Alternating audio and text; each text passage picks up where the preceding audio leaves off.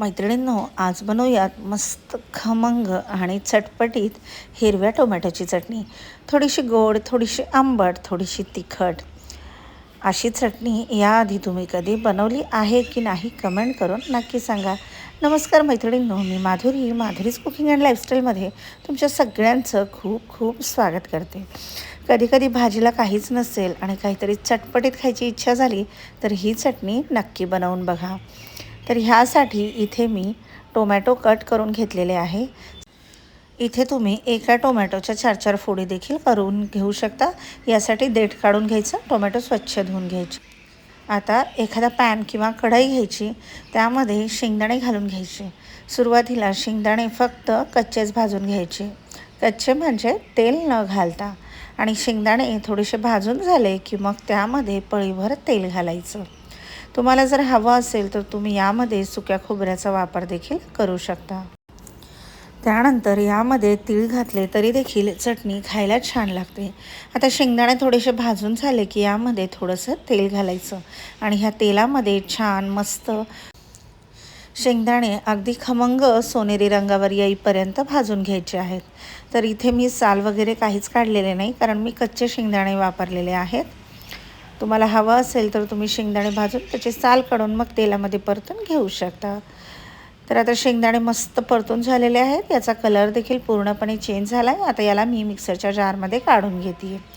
मैत्रिणींनो, अगदी झटपट होणारी रेसिपी आहे. नवशिके देखील सहज बनवतील आणि जिथे तुम्ही एक पोळी खायच्या ऐवजी 2 पोळ्या तर नक्कीच खाणार, एवढी छान लागते ही चटणी.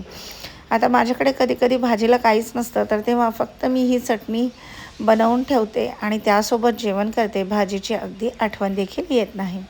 आता त्याच पॅनमध्ये बारीक चिरून घेतलेले टोमॅटो घ्यायचे आणि छान नरम होईस्तोवर हे टोमॅटो आपल्याला इथे परतून घ्यायचे आहे. आता ह्यामध्ये आपण हिरव्या मिरच्या घालून घेणार आहोत. तर हिरव्या मिरच्याचं असं पर्टिक्युलर काही प्रमाण नाही आहे. तुम्हाला कितपत तिखट हवं आहे त्यानुसार तुम्ही हिरव्या मिरचीचं प्रमाण कमी जास्त करू शकता. तुम्हाला जर खूप तिखट हवं असेल तर तुम्ही जास्ती मिरच्या घाला, थोडंसं कमी हवं असेल तर थोड्याशा कमी मिरच्या घाला. ह्या मिरच्या देखील ह्या टोमॅटोसोबत परतून घेणं तेवढंच आवश्यक आहे. मिरच्या आणि टोमॅटो अगदी छान मस्त परतल्या गेले पाहिजे, म्हणजे मिरचीचा फ्लेवर चटणीमध्ये अगदी मस्त उतरतो. आणि तुम्ही जर चटणीमध्ये मिरची परतून घातली तर ही चटणी तुम्हाला बाधत देखील नाही, कारण ह्या दिवसामध्ये हिरवी मिरची पचायला थोडीशी जड जाते. त्यामुळे ती परतून घालायची. चव तर चांगली लागतेच आणि त्यासोबत पचायला देखील हलकी होते. आता झाकण ठेवून हे परतून घेतल्याच्या नंतर आपण हे काढून घेणार आहोत. बऱ्यापैकी टोमॅटोचा रंग बदललेला आहे, आपल्याला लगेचच लक्षात येतं. मिरच्याला देखील थोडेसे परतल्यानंतर डाग पडतात, त्यावरून ओळखून घ्यायचं की टोमॅटो आणि मिरची मस्त परतून झाली. आता याला थंड करून घ्यायचं आहे 5 ते 7 मिनिटभर. आणि थंड झालं की मग याला मिक्सरच्या जारमध्ये बाकी साहित्य घालून बारीक करून घ्यायचं आहे. आता शेंगदाणे आपण ऑलरेडी यामध्ये घालून घेतले होते. आता परतून घेतलेल्या मिरच्या आणि टोमॅटो यामध्ये ॲड करायचं आहे.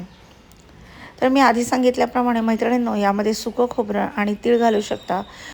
आणि तुम्हाला जर हवा असेल तर 2-3 लसणाच्या पाकळ्या देखील यामध्ये घातल्या तरी देखील चटणी छान लागते. पण लसूण किंवा कांदा घातला तर ती लगेचच संपवावी लागते, कारण कांदा लसणामुळे चटणी लवकर खराब होते. आणि अशी चटणी जर तुम्ही बनवली 3 ते 4 दिवस त्याला अजिबात काहीही होत नाही, ती संपून जाईल पण खराब होणार नाही. आता यामध्ये धुवून घेतलेली बारीक चिरलेली कोथिंबीर घालायची आणि त्यानंतर चवीपुरतं मीठ घालायचं आहे. थोडंसं यामध्ये जिरं घालायचं आहे. आता टोमॅटो खूप आंबट असतात, तर त्याची टेस्ट बॅलन्स करण्यासाठी यामध्ये आपल्याला साखर किंवा गूळ घालून घ्यायचा आहे.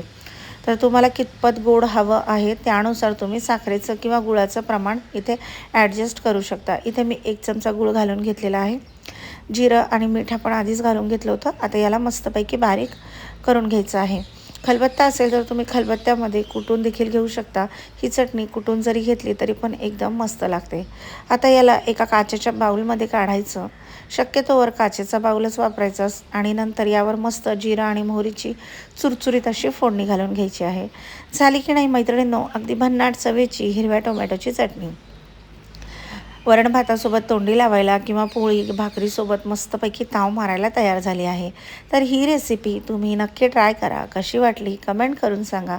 आणि मैत्रिणींनो, तुम्हाला जर माझे व्हिडिओ आवडत असतील तर चॅनलला लाईक करा, शेअर करा आणि सबस्क्राईब करायला विसरू नका। भेटूया अशाच एका नवीन व्हिडिओमध्ये, तोपर्यंत धन्यवाद।